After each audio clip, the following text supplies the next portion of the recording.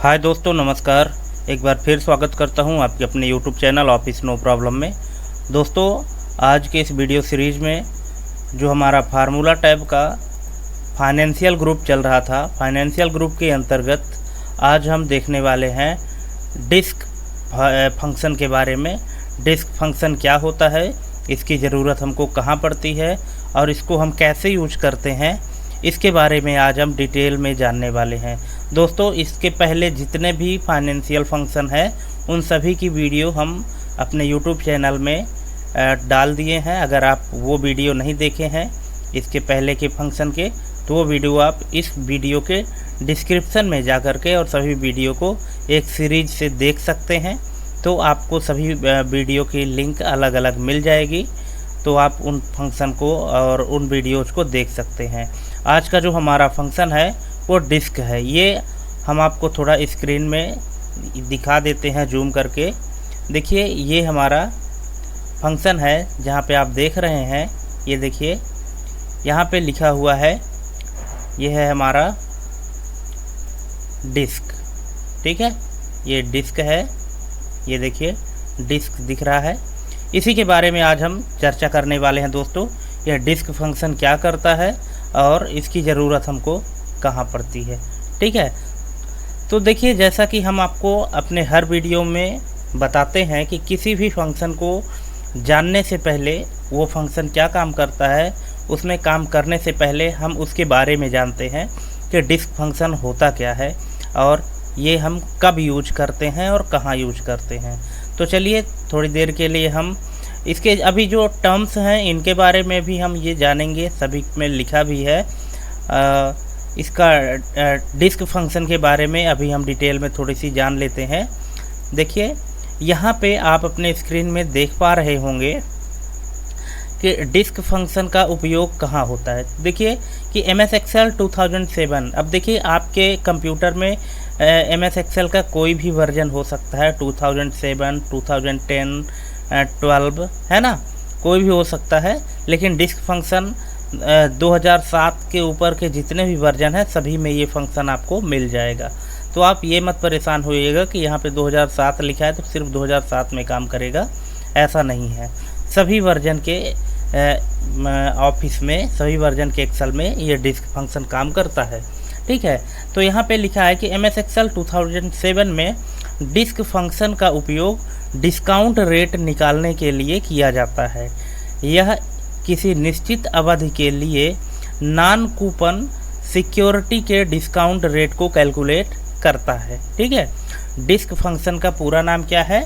Discount. ठीक है, discount function जो काम अपना करता है वो क्या करता है कि जो नॉन कूपन सिक्योरिटी होती है उसमें कितने % हमको डिस्काउंट मिला है उसका कैलकुलेशन करता है। अब दोस्तों, आपके दिमाग में ये एक सवाल होगा कि ये नॉन सिक्योरिटी आखिर होता क्या है, ये नॉन सिक्योरिटी क्या होता है। तो इसके बारे में हम आपको थोड़ा सा इधर बता देते हैं कि देखिए, नॉन सिक्योरिटी एक प्रकार की फाइनेंशियल सिक्योरिटी है जो होल्डर को नियमित इंटरेस्ट पेमेंट नहीं देती है। इसके बजाय इसे डिस्काउंट पर जारी किया जाता है और मैच्योरिटी पर इसका पूरा फेस वैल्यू यानी मूल राशि, जिसको प्रिंसिपल अमाउंट कहते हैं, पे किया जाता है। इसे आमतौर पर जीरो कूपन बॉन्ड भी कहा जाता है। दोस्तों, जब मैं MS Excel में फार्मूला पढ़ा रहा था फाइनेंशियल का, जिसमें कूपन से रिलेटेड जब मैं फंक्शन आप लोगों को पढ़ा रहा था, तो वहाँ पे आपको मैं बताया था कि बॉन्ड क्या होता है और कूपन क्या होता है। अगर वो वीडियो आप नहीं देखे हैं तो इस वीडियो के डिस्क्रिप्शन में जा करके और देख सकते हैं। ठीक है, तो आपको अच्छे से समझ में आएगा कि कूपन क्या होता है और बॉन्ड क्या होता है। ठीक है, तो यहाँ पे क्या है कि जो नॉन सिक्योरिटी कूपन होता है, तो नॉन सिक्योरिटी कूपन में जो भी डिस्काउंट जारी किया जाता है तो वो डिस्काउंट कितने % है, इसका पता लगाने के लिए डिस्क फंक्शन का उपयोग किया जाता है। ठीक है, अब देखिए, हम थोड़ा सा जान लेते हैं कि नॉन कूपन सिक्योरिटी की विशेषताएं क्या क्या होती हैं। तो देखिए, कोई नियमित इंटरेस्ट पेमेंट नहीं है ना, नॉन कूपन सिक्योरिटी होल्डर्स को रेगुलर इंटरेस्ट पेमेंट नहीं मिलती है। इसके बजाय इसे डिस्काउंट पर ख़रीदा जाता है और मैच्योरिटी पर पूरा फेस वैल्यू यानी प्रिंसिपल अमाउंट मिलता है। ठीक है, अब डिस्काउंट पर जारी किया जाता है। देखिए डिस्काउंट पर कैसे जारी किया जाता है, इसे इसके फेस वैल्यू से कम कीमत पर ख़रीदा जाता है। उदाहरण के लिए अगर फेस वैल्यू 1000 है तो इसे 800 रुपये पर ख़रीदा जा सकता है और मैच्योरिटी पर होल्डर को 1000 मिलते हैं, है ना। और ये मैच्योरिटी पर पूरी भुगतान, इसकी जो विशेषताएं हैं नॉन कूपन सिक्योरिटी की, जब मैच्योरिटी पूरी होती है तो इसका पूरा भुगतान किया जाता है। मैच्योरिटी डेट होल्डर्स को सिक्योरिटी का पूरा फेस वैल्यू मिलता है। इसके बीच में कोई इंटरेस्ट पेमेंट नहीं होती है, मतलब कोई ब्याज की पेमेंट नहीं होती है। जब मैच्योरिटी आपकी कंप्लीट होगी तभी आपको फेस वैल्यू यानी कि जो आपका मूलधन है, प्रिंसिपल अमाउंट है, वो आपको दिया जाएगा। ठीक है, अब देखिए नॉन कूपन सिक्योरिटी के फ़ायदे क्या क्या हैं, जैसे कि कम रिस्क होता है, लॉन्ग टर्म प्लानिंग है, सिंप्लिसिटी है। ठीक है, इनको आप अच्छे से देख लीजिएगा दोस्तों।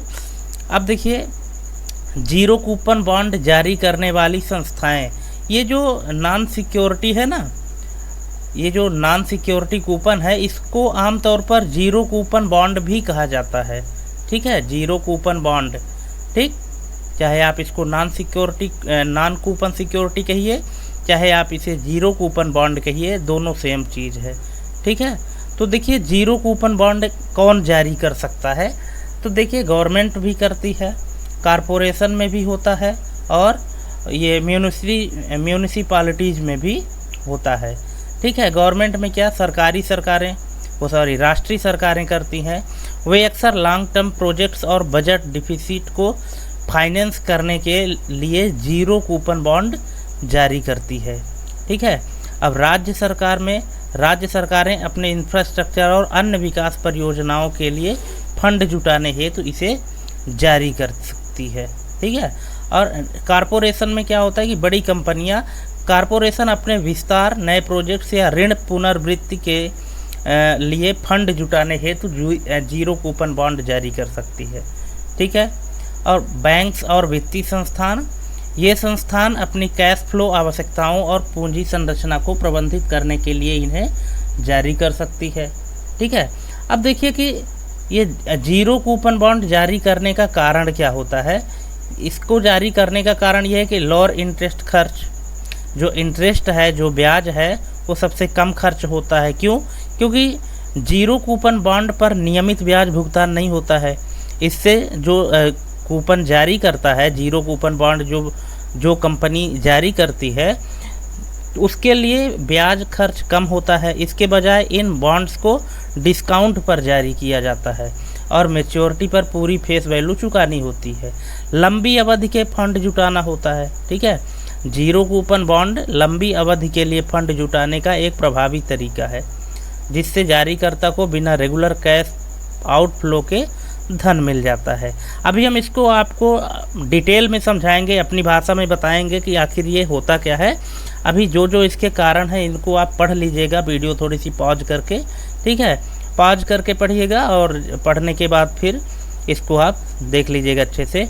अब देखिए होता क्या है कि एक उदाहरण यहाँ पे दिया गया है कि मान लीजिए कि एक सरकार है जो 10 साल की अवधि के लिए 1000 फेस वैल्यू का जीरो कूपन बॉन्ड जारी करती है।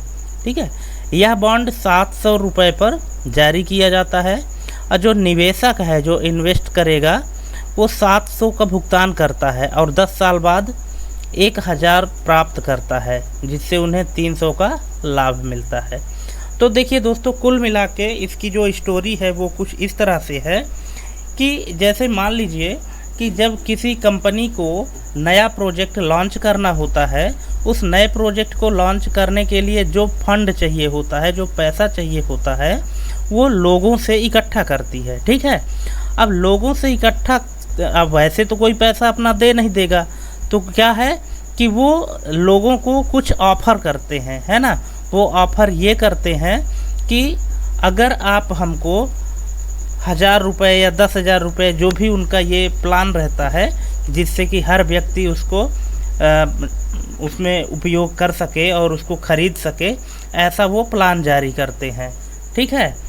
तो क्या होता है कि जब कंपनी को नया प्रोजेक्ट स्टार्ट करना होता है और उसे लोगों से फंड इकट्ठा करना होता है, पैसा इकट्ठा करना होता है, तो वो लोगों को ऑफ़र देती है कि अगर आप हमको 8,000 रुपये आज हमको देते हैं तो आज से 1 साल बाद या 5 साल बाद हम आपको 10,000 रुपये देंगे। ठीक है ना।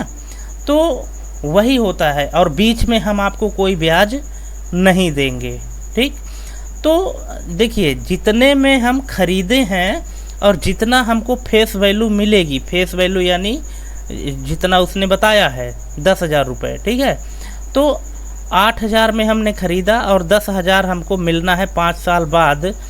तो डिस्काउंट में जो हम ख़रीद रहे हैं तो वो कितने % डिस्काउंट मिलेगा, इसका हिसाब लगाने के लिए डिस्क फंक्शन का यूज किया जाता है। ठीक है। अब चलिए आप आ जाते हैं अपने एक्सेल सीट पे। ठीक है। अब यहाँ पे आप देख सकते हैं कि लिखा है पहले सेटलमेंट डेट। सेटलमेंट डेट क्या होती है कि वो तारीख जब कोई सिक्योरिटी खरीदी जाती है। ठीक है। जैसे मान लीजिए कि कोई एक डेट हो गई और उस डेट पर हम एक प्लान खरीदते हैं जो अभी डिस्काउंट में चल रहा है। ठीक है। मैच्योरिटी डेट वो तारीख जब सिक्योरिटी मैच्योर होती है और उसका फेस वैल्यू पे किया जाता है। ठीक है। अब PR का मतलब होता है कि प्रेजेंट वैल्यू, यह सिक्योरिटी की वर्तमान कीमत होती है। ठीक है। और रिडीम्शन वैल्यू क्या होता है कि रिडीम्शन वैल्यू में वह सिक्योरिटी की रिडीम्शन वैल्यू कहलाती है कि जब मैच्योरिटी कंप्लीट होगी तो उस समय हमको कितना मिलेगा। अब बेसिस जो है, तो बेसिस आपका ऑप्शनल है। यह क्या होता है कि यह दिन गिनने की विधि दर्शाता है। इसके लिए 5 संभावित मूल्य हैं। ठीक है। हालांकि ये बेसिस जो है तो ऑप्शनल होता है फंक्शन में। अगर आप इसको लगाएं तो भी रिजल्ट आएगा और नहीं लगाएंगे तो भी आ जाएगा। ठीक है। तो इसमें ज़्यादा कोई अंतर है नहीं। अब चलिए थोड़ा सा हम समझ लेते हैं। ठीक है। अब मान लीजिए कि हम कोई एक प्लान खरीदते हैं जो नॉन कूपन सिक्योरिटी का है, मतलब कि जीरो बॉन्ड का है। ठीक है। जीरो बॉन्ड का है। हम कोई एक प्लान खरीदते हैं कितने तारीख को, 1 जनवरी 2023 को हमने ख़रीदा। ठीक है। कितने साल के लिए, मान लीजिए कि हम 1 साल के लिए ख़रीदते हैं। ठीक है। तो हमारी जो मैच्योरिटी डेट होगी, जिस दिन हमको पैसा मिलेगा, वो डेट होगी 1 जनवरी 2024। ठीक है। प्रेजेंट वैल्यू क्या है, 8,000 रुपये है। रिडीम्शन वैल्यू 1 साल बाद हमको कितना मिलने वाला है, 10,000 रुपये। ठीक है। ये हमारे पास डेटा है। ठीक। बेसिस ऑप्शनल है, इसको आप छोड़ सकते हैं, कोई दिक्कत नहीं है। और यदि लिखना चाहें तो 3 लिख सकते हैं, क्योंकि ये जो है तो दिनों की संख्या काउंट करता है। तो किसी देश में 360 दिन का 1 साल होता है, किसी देश में 365 दिन का होता है। जैसे अपना भारतीय कैलेंडर जो है तो इसमें 1 साल 365 दिन का होता है। तो आप यहाँ चाहे 3 लिखिए या ना लिखिए, आपको रिजल्ट फिर भी मिल जाएगा। ये ऑप्शनल है। ठीक है। तो देखिए, अब यहाँ पे इस डेटा के आधार पर आप थोड़ा सा समझिए कि क्या हो रहा है कि हम कोई प्लान खरीदते हैं। कोई एक कंपनी है और वो अपना नया प्रोजेक्ट लॉन्च करने के लिए लोगों से पैसा इकट्ठा कर रही है। ठीक है। और वो लोगों से पैसा कुछ इस तरह से इकट्ठा कर रही है, वो ये कहती है कि अगर आप हमें 1 साल के लिए 8,000 रुपये देते हैं, 8,000 रुपये 1 साल के लिए अगर आप हमारी कंपनी में लगाते हैं, तो 1 साल बाद हम आपको 10,000 रुपये देंगे वापस। ठीक है। बीच में हम और कोई ब्याज नहीं देंगे, आपको सिर्फ एक बार हमको 8,000 रुपये देना है। तो अब यहाँ पे जो डिस्काउंट फंक्शन काम करेगा वो क्या काम करेगा, वो ये काम करेगा, अगर मान लीजिए कि आपको ये पता लगाना है कि हमको कितने % डिस्काउंट पर ये प्लान मिल रहा है, क्योंकि इसकी जो ओरिजिनल वैल्यू है वो 10,000 है, लेकिन कंपनी क्या कर रही है कि हमको छूट दे रही है।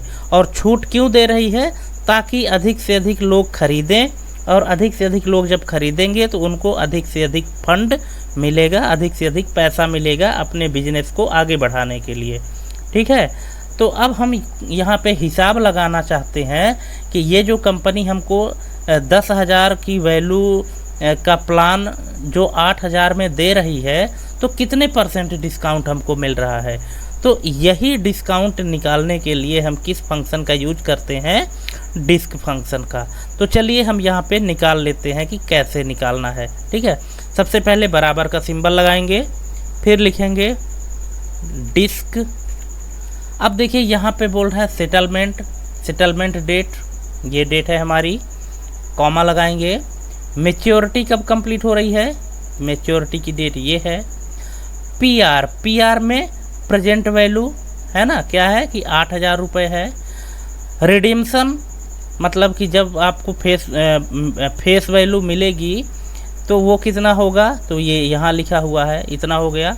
अब इसको आप ब्रैकेट को क्लोज करिए और इंटर बटन प्रेस करिए। ये देखिए कि यहाँ पे क्या हो रहा है, कुछ इस तरह से आपको मिल रहा है कि 20% आपको यहाँ पे डिस्काउंट मिल रहा है। ठीक है, देखिए हम इसको थोड़ा सा जूम कर देते हैं। देखिए कितने परसेंट आपको डिस्काउंट मिल रहा है, 20%। तो यही डिस्काउंट निकालने के लिए हम डिस्क फंक्शन का यूज करते हैं।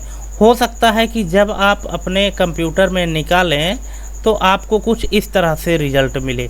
ठीक है, कुछ इस तरह से रिजल्ट मिलेगा, तो इसमें आपको घबराने की ज़रूरत नहीं है। अगर आप इसको परसेंट में बदलना चाहते हैं तो होम टैब के अंदर जब नंबर ग्रुप में जाएंगे तो यहाँ जनरल या नंबर के स्थान पे ना करके आप इसको परसेंटेज में करिएगा, तो ये डायरेक्ट इस तरह से परसेंट में आ जाएगा। ठीक है, और इसका जो डेसिमल पॉइंट है डिक्रीज कर दीजिए। ठीक है, इस तरह से। तो अब यहाँ पे आपको पता चल गया है, ये पता चल गया कि अगर हम 8,000 रुपये लगाते हैं वर्तमान समय में तो 1 साल बाद हमको 10,000 रुपये मिलेगा। तो हमको डिस्काउंट कितने परसेंट का मिला, क्योंकि इसकी जो वास्तविक कीमत थी वो 10,000 थी, लेकिन कंपनी को ज़्यादा पैसे की आवश्यकता है और 10,000 कोई देने को तैयार नहीं है, तो वो ऑफ़र निकाल दी कि ठीक है आप हमको 8,000 ही दो, लेकिन हम 1 साल बाद आपको 10,000 देंगे। अब मान लीजिए कि अगर यहाँ पे अमाउंट और कम हो जाता, अगर मान लीजिए कि ये बोलते कि हम 7,000, आप हमको 7,000 दो तब हम 10,000 देंगे, तो फिर कितने परसेंट निकलता हमारे पास। तो ये देखिए यहाँ पे कितना हो गया, 30% डिस्काउंट हमको मिल रहा है। ठीक है, अब यहाँ पे मान लीजिए कि अगर हम 10,000 की जगह पे 10,000 की जगह यहाँ पे कर दें 9,500 रुपये, तो अब कितने परसेंट डिस्काउंट हमको मिल रहा है, 26%। ठीक है, कितने परसेंट मिल रहा है, 26%। हम इसको कैसे निकालेंगे 26% सही है कि नहीं, तो यहाँ पे हम इसको ऐसे निकाल लें कि बराबर ये 9,500 रुपये का 26% कितना होता है, तो ये होता है 2,500 रुपये। ठीक है, कितना होता है, 2,500 रुपये होता है। तो 7,000 में जब हम 2,500 जोड़ेंगे 2,500, तो टोटल कितना आएगा, 9,500 रुपये आएगा। ठीक है, तो इस तरह से हमको 26% का डिस्काउंट मिल रहा है। ठीक है, जिसकी वास्तविक कीमत थी 9,500 रुपये, लेकिन कंपनी अभी डिस्काउंट चला रही है इस प्लान में, तो 7,000 में प्लान बेच रही है और 1 साल बाद 9,500 रुपये लौटाएगी। तो हमको डिस्काउंट वर्तमान में कितना मिल रहा है, 26%। ठीक है दोस्तों, तो आई होप कि आप लोग डिस्काउंट फंक्शन को अच्छे से समझ गए होंगे। ठीक है, आप इसको यूज करिए और जहाँ भी दिक्कत होती है तो आप हमको कमेंट के माध्यम से बता सकते हैं, हम आपकी मदद के लिए हमेशा तैयार हैं। ठीक है, तो चलिए आज के लिए बस इतना ही, मिलते हैं अगले वीडियो में, तब तक के लिए धन्यवाद। जय हिंद, वंदे मातरम।